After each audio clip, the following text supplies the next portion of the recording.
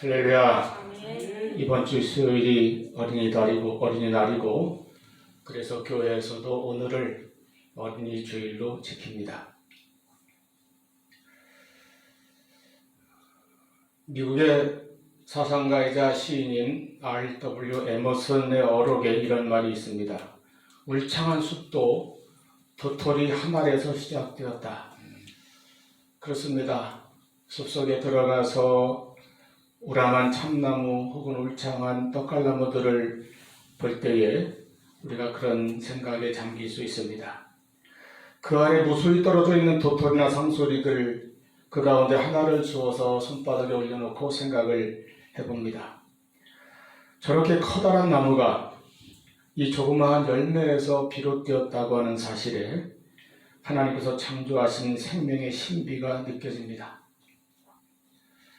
그런데 여기서 또 하나 더 신비한 것이 있습니다. 가을에 그 도토리 열매 하나가 땅에 떨어져서 묻히겠지요. 그리고 거기에서 겨울이 지나 봄에 조그마한 싹이 삐죽이 솟아나왔을 때에 그 누구도 그 무엇도 그 어린 싹을 짓밟거나 꺾지 않았기 때문에 그 싹이 자라서 온전히 잘 자라서 저렇게 커다란 나무가 될 수 있었다는 사실입니다.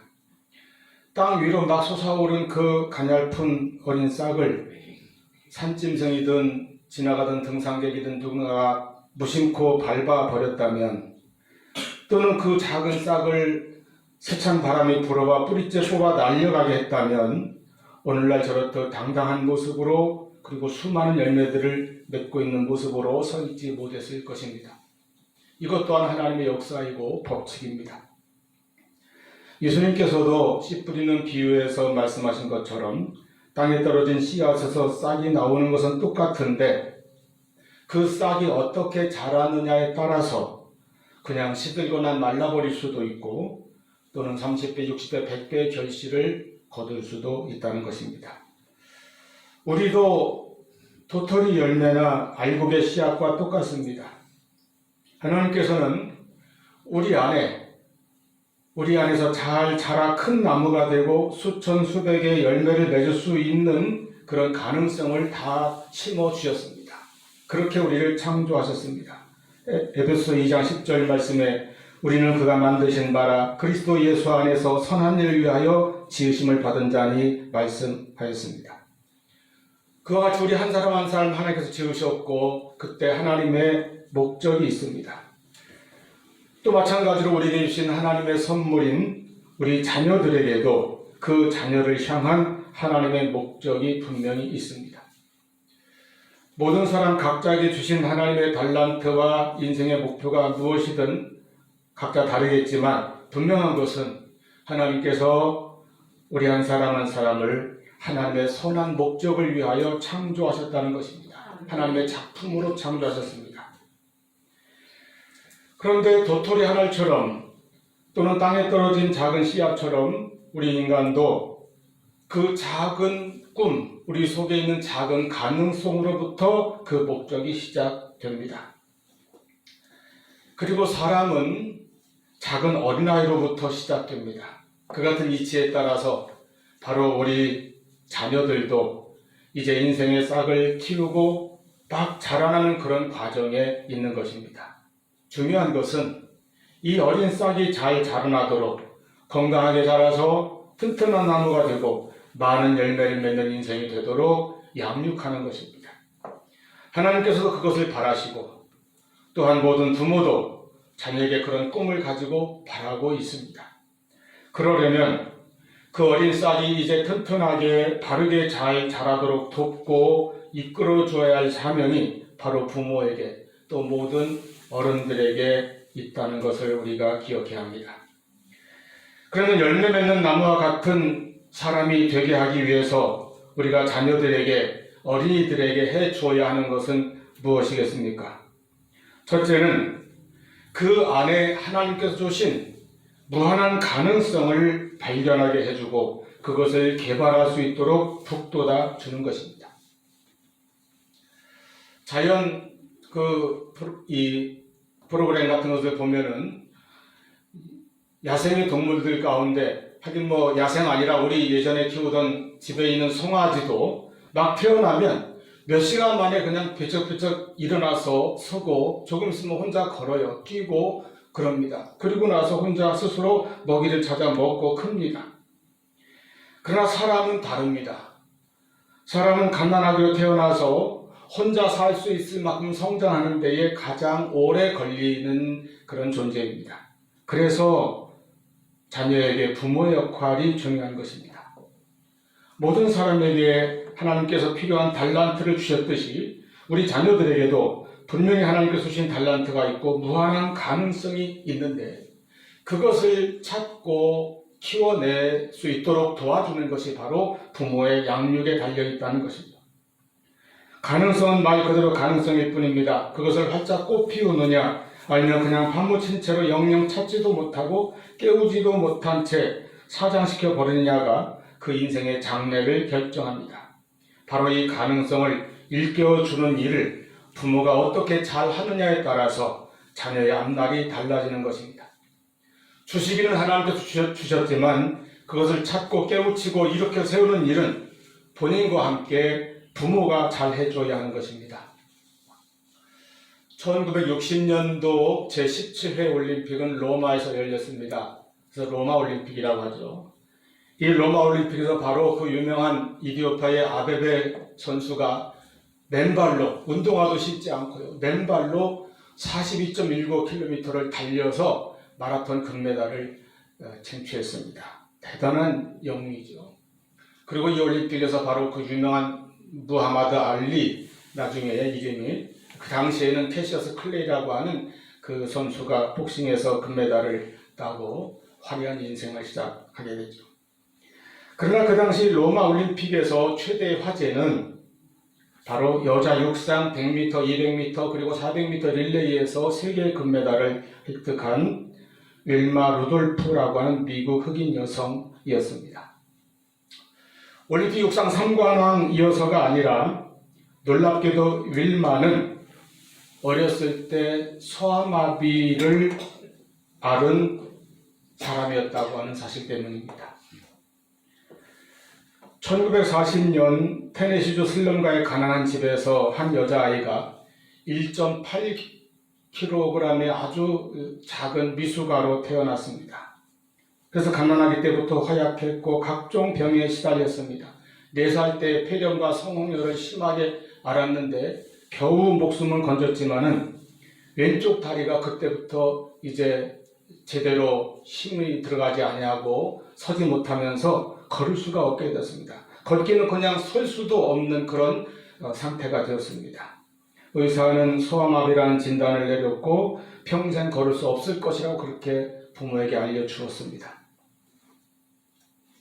그러나 그의 어머니 블렌치 여사는 자기 어린 딸을 포기하지 않았습니다.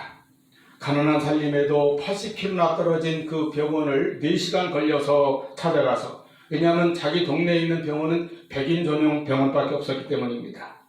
거기서 물리치료를 받고 그리고 자주 오지 못하니까 그 의사에게 그 방법을 배워서 집에서 다리를 주물러 주면서 이렇게 기도했다고 합니다. 하나님, 우리 딸 윌마도 다른 아이들처럼 걸을 수 있게 해주세요. 어머니가 피곤해서 물러나면 아버지가 또 이어서 그 딸의 다리를 주물러주고 언니들도 그 일에 같이 거들면서 이 동생을 정성으로 보살펴 주었습니다. 보조기가 없이는 서지도 못하는 그런 아이가 겨우 8살이 되어서부터 이 보조기를 짚은 채 한 발짝씩 떼기 시작했다고 합니다. 그때 걸음마 시작한 거예요. 8살 때. 많은 사람들의 조롱과 웃음거리가 되었지만은 그래도 여전히 보조기를 의지해서 조금씩 걷기를 연습했습니다. 당시에 썼던 그 일기에 이런 표현이 있습니다. 오늘은 90cm나 걸었다. 신기록이다. 내일은 1m에 도전해보자. 엄마가 딸을 격려하는 말입니다. 보통 우리가 무심코 2발짝이면 갈 수 있는 거리를 안간힘을 다해서 땀을 뻘뻘 흘리면서 걸으며 노력을 했던 것입니다. 그리고 11살에 드디어 이 보조기를 내려놓고 이제 자기 2 다리로 걷기 시작합니다. 그때부터 이 윌마는 달리기를 시작했습니다. 다리의 힘을 더 키우기 위해서 달리기 시작했던 것이죠. 윌마는 다른 사람들이 자기를 보고 때로는 웃기도 하고 수근거리도 했지만 거기에 아랑곳하지 아니하고 그저 자기가 보조기 없이 걸을 수 있다는 것만으로도 신기하고 그것이 기쁘고 신나서 그냥 무턱대고 걷고 달렸다고 합니다.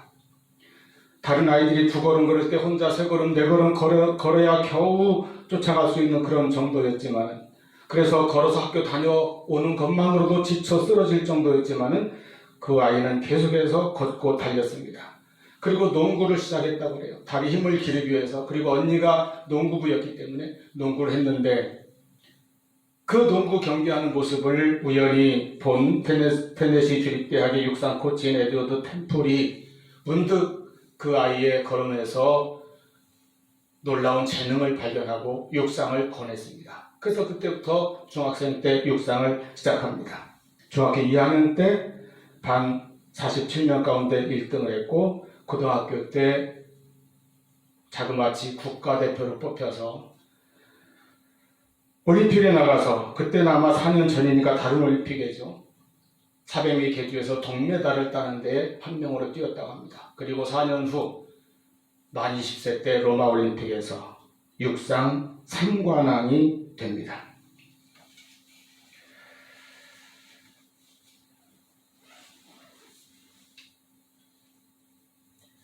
소아마비와 가난과 그리고 인종차별이라고 하는 모든 악조건 속에서도 그 모든 것을 다 극복하고 윌마가 이룩한 그 경이로운 결과에 모든 사람들이 감명을 받고 모든 매스컴들이 그녀를 앞다투어서 이제 축혀 세웠습니다. 그런데 그는 이렇게 말합니다. 의사는 나에게 평생 걸을 수 없을 것이라고 말했지만 나는 어머니의 말을 믿었습니다. 너는 걸을 수 있어. 내가 하나님을 믿고 의지하고 기도하면 하나님께서 도와주실 거야. 그래서 나는 하나님을 의지했습니다. 하나님께 기도했습니다. 소아마비로 말라 비틀어진 그 다리 속에 하나님께서 주신 올림픽 육상 세계 금메달을 따는 가능성이 있다는 것을 가난한 어머니는 믿음으로 깨워주었던 것입니다. 이것이 바로 부모의 사랑이고 부모의 사명입니다. 두 번째로 자녀 속에 있는 하나님께서 주신 그 가능성의 싹이 잘 자라게 하려면 부모가 신앙에 좋은 본을 보여야 합니다. 자녀에 있어서 부모와의 만남은 필연적인 것입니다. 우리가 살면서 여러 만남을 가지지만 그런 것들은 자기가 선택할 수 있어요. 물론 강제적이고 의무적인 것도 있겠지요. 학교에서라든지 특히 군대에서 만남이라든지 이런 것은 환경에서 주어진 것입니다. 그러나 대부분은 내가 스스로 친구도 선택하고 또 직장도 선택할 수 있습니다. 그 과정에서 동료나 이웃, 선후배, 인간관계가 성립되는 경우가 있습니다. 그러나 부모는 내가 선택하는 것이 아니라 무조건 주어진 만남입니다. 그러므로 부모는 자녀에게 운명과도 같습니다. 우리 옛말에 부모가 반팔자다라는 말이 있듯이 부모는 자녀에게 좋은 운명이 되어 주어야 하는 것입니다. 자녀에게 인생에서 가장 좋은 만남을 부모가 선물해 주어야 하는 것입니다. 우리는 자녀에게 무엇을 보여주고 무엇을 본받게 해주기를 원합니까? 옛날 우리나라 이 농촌에는 이 겨울에 농한기라고 하죠. 모든 이제 가을에 추수가 다 끝나고 겨울에는 이제 농사로서는 할 일이 아무것도 없습니다. 그러면 대개 그 사랑방에 모여가지고 밤새도록 이제 무료한 시간을 보내기 위해서 시골에는 화투를 그렇게 많이 쳤어요. 예전에 그 기록을 보면은 마을마다 그렇게 화투를 치고 노름을 했습니다. 그 마을의 한 농부가 본래 근면성실한 사람이지만은 모두가 다 하니까 거기에 어울려서 이제 그냥 자기도 습관적으로 그 자리에 앉게 되고 자연스럽게 거기에 겨울 내내 그렇게 시간을 보내게 되었습니다. 어느 날도 그 모이는 집에 가려고 저녁을 먹고 집을 나섰는데 어린 아들이 자기 뒤를 뒤따라 나오는 것을 처음에는 몰랐습니다. 눈이 하얗게 덮여있는 그 길을 가고 있는데 문득 뒤돌아보니까 저 뒤에 자기 아들이 뒤따라오고 있어요. 그래서 서서 물었습니다. 너 어디 가니? 그랬더니 아들이 대답합니다. 눈길에 찍힌 아빠 발자국을 제가 그대로 밟으면서 쫓아가는 거예요. 그 순간 이 사람의 머릿속에 천둥같이 울려오는 소리가 들리는 듯 했습니다. 내 발자국을 따라 아들이 그대로 쫓아오고 있구나. 내가 가는 길을 아들이 따라오고 내가 하는 행동을 아들이 본받아 그대로 하고 내가 사는 모습대로 아들이 흉내를 내는구나. 그때부터 그 습관을 완전히 끊어버렸다고 합니다. 술이든 담배이든 노름이든 어떤 싸움판에 끼는 것이든 하여튼 자기 아들이 그런 행동을 한다고 생각해 볼 때 절대로 해서는 안 된다고 여겨지는 것은 자기도 스스로 먼저 끊었다는 것입니다. 우리는 자녀들에게 좋은 신앙과 인격과 생활 태도의 본을 보여야 합니다. 하나님을 경외하는 신앙에서 우러나오는 적극적이고 긍정적인 자아상을 보여주어야 합니다. 또 그런 자아상을 아이들에게 심어주고 일깨워 주어야 합니다. 어떤 환경이나 어려움을 만나도 인내할 줄 알고 항상 믿음과 소망을 잃어버리지 아니하며 어려우면 오히려 기도하는 모습 그리고 늘 사랑할 줄 아는 그런 모습을 자녀들에게 보여줘야 합니다. 그래야 자녀가 좋은 인격을 형성하며 좋은 자아상을 키워서 복되게 살아갈 수 있을 것입니다. 세 번째로는 신앙의 참 유산을 물려줘야 합니다. 둘째 아들이 아버지에게 재산을 미리 달라고 졸랐을 때 결국은 그 아버지가 주었습니다. 그런 것처럼 우리는 자녀들에게 무언가를 물려주고 싶어 합니다. 많은 사람들이 집을 물려주고 재산을 물려주고 무슨 적금 통장, 요즘은 주식을 물려주는 것이 그렇게 유행이라고 해요. 주식 열풍이 불어서 자녀 이름으로 주식을 이것저것 사놓는 그런 일들이 한창이라고 합니다. 그때 제가 어떤 구호를 하나 보았어요. 주식 말고 주님을 물려주자. 얼마나 멋집니까? 여러분, 자녀에게 신앙을 물려줘야 합니다. 신앙의 유산을 물려줘야 합니다. 그래서 그 자녀로 하여금 하나님께 복받는 그런 자녀가 되게 해야 합니다. 내가 어떻게 자녀에게 복을 채워주려고 그렇게 발버둥 치지 말고 그 아이가 하나님께 복받는 인생으로 살아갈 수 있도록 키우면 그것이 가장 큰 축복의 유산이 될 것입니다. 오늘 본문 13절 말씀에 하나님께서 너의 가정을 든든히 지켜주시고 그 안에 있는 네 자녀에게 복을 내리셨다. 세 번역으로 한번 읽어보았습니다. 이와 같이 하나님께서 지켜주시는 가정 그리고 하나님께서 복을 주시는 자녀들이 되게 해야 합니다. 그게 가장 큰 유산입니다. 즉 자녀들에게 신앙의 유산을 바르게 잘 물려줘야 하는 것입니다. 미국에서는 가문에 이어지는 그 축복과 불행에 대해서 이야기할 때마다 떠올리는 두 가문의 이야기가 있다고 합니다. 미국 중서부의 명문인 세인트 루이스 워싱턴 대학교 도서관 1층 벽에 18세기 말부터 시작된 두 가문의 가계도가 대조적인 가계도가 걸려 있다고 합니다. 그래서 미국의 보편적인 가정을 대표하는 대조적인 두 가문, 조나단과 스미스 가문의 이 이야기를 교훈으로 그렇게 걸어뒀다고 합니다.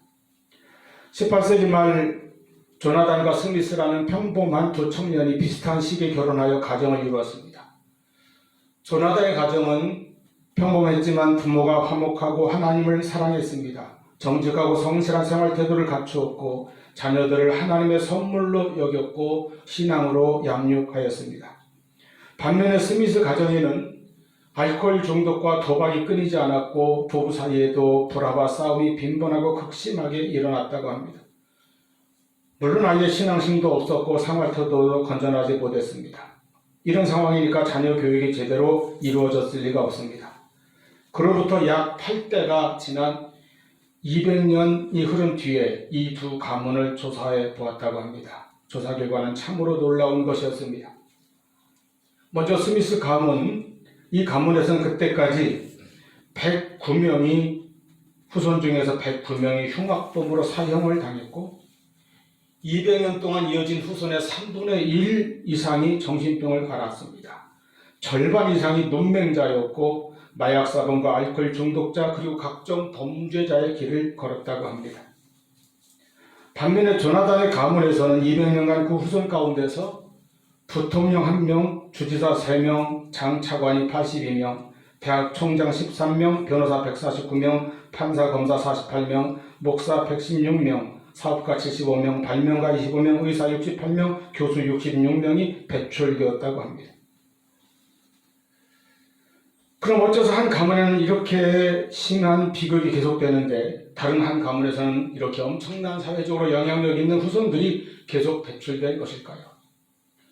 조나단의 후손들이 보통 사람들보다 뛰어난 머리를 갖고 태어났기 때문입니까? 전문가들은 이 질문에 대해서 분명히 아니라고 답했습니다. 조사에 따르면 지능지수는 오히려 스미스 가문이 더 높았다고 합니다. 그렇다면 이 두 가문을 결정적으로 구별지게 만든 것은 무엇이었을까요? 그것은 바로 그들이 물려받은 유산에 있었습니다. 두 가문의 후손들이 대대로 물려받은 정신적, 영적, 가정적, 신앙적 유산이 그들을 그렇게 정반대의 길로 이끌어 갔던 것입니다. 가정에서 경건한 신앙을 통해 하나님을 경외하며 하나님의 뜻대로 살도록 가르치고 그래서 하나님의 복을 받는 인생이 되도록 이끌어주는 것이야말로 자녀에게 가장 좋은 유산의 선물이 되는 것입니다. 자녀를 사랑하지 않는 부모가 없습니다. 그러나 아무리 자녀를 사랑한다 한들 그 자녀에게 그렇게 잘해주고 싶어도 부모 역시 인간이기 때문에 한계가 있습니다. 능력과 가진 것이 얼마나 한계가 금방 있습니까? 그러나 그 자녀로 하여금 하나님의 복을 받는 자녀가 되게 키우면 내가 아니라 하나님께서 책임지시고 하나님께서 복되게 해주시는 그런 인생을 살 수 있게 되는 것입니다. 할렐루야. 내가 어떤 복을 물려주려고 고생하지 말고 이 자녀를 복된 자녀가 되도록 신앙으로 잘 양육하시기 바랍니다. 자녀를 위해 기도해주고 축복해주는 그런 부모가 되시기를 바랍니다. 기도하겠습니다.